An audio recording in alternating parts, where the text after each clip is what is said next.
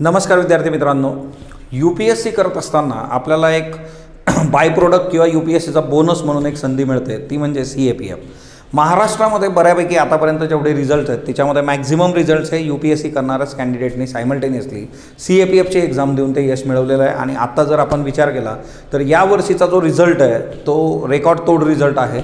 महाराष्ट्रातून मॅक्झिमम विद्यार्थी हे इंटरव्ह्यूला पण होते आणि त्यातून खूप चांगला रिझल्ट महाराष्ट्राने असिस्टंट कमांडंट CAPFच्या बाबतीत दिलेला आहे.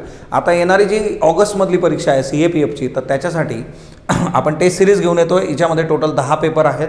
पेपर 1 जो आहे त्याच्या 5 टेस्ट आणि पेपर 2च्या 5 टेस्ट. आता याच्यामध्ये एक पेपर रिटर्न आहे, तर यामध्ये तुमचं लिखाण झाल्यानंतर जे पेपर चेकिंग झाल्यानंतर तुमचं 1 to 1 जे आहे तर ते त्याच्यामध्ये गायडन्स असणार आहे. सायमल्टेनियसली दुसरा MCQचा जो पेपर आहे त्याचंही ॲनालिसिस करून आपण त्याच्यामध्ये मार्क कसे वाढवू शकतो याच्यावर काम करणार आहोत. असिस्टंट कमांडंटचा फॉर्म ज्यांनी भरलेला आहे याच्यामध्ये मॅक्झिमम स्टुडंट बऱ्याचदा डायरेक्टली परीक्षेला जातात.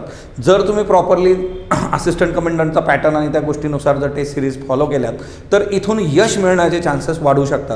आणि त्याच्याकरता स्पॉटलाइट अकॅडमीने तुमच्यासाठी जे आहे असिस्टंट कमांडंटसाठी टेस्ट सिरीज जी आहे तर ती आणलेली आहे. सो ज्या विद्यार्थ्यांनी ऑगस्टसाठी फॉर्म फिल केलेला आहे तर त्यांनी नक्की टेस्ट सिरीज जे आहे तर ती अटेंड केली पाहिजे. टेस्ट सिरीजमधून जे आहे स्वतःचं जे आहे यश सुनिश्चित केलं पाहिजे. सो भेटूयात 22 जूनपासून CAPF असिस्टंट कमांडंटच्या टेस्ट सिरीजमध्ये. धन्यवाद.